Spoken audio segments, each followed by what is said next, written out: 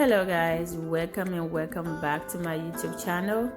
Today I'm back with another video. If you guys are new here, please don't forget to subscribe to my YouTube channel. I'm back today with another video, which is micro braid.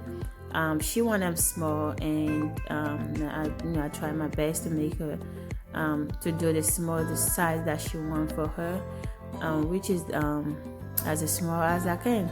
And seriously guys, if I won't lie, this hair take me like 9 hours.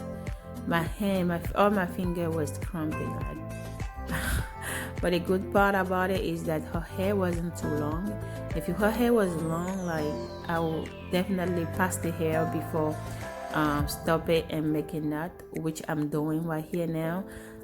After the braid, I'm making the knot to secure the braid, because if I don't do that, then it's gonna be unraveled, because her hair is not that long for me to just like braid it all the way down and stop it, stop the braid. But because it's not that long, I have to stop the braid by making a knot.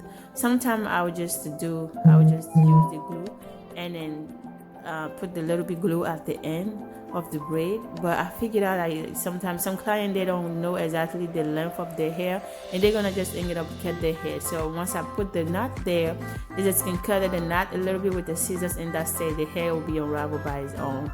So that's what I prefer to do. So guys, stay tuned.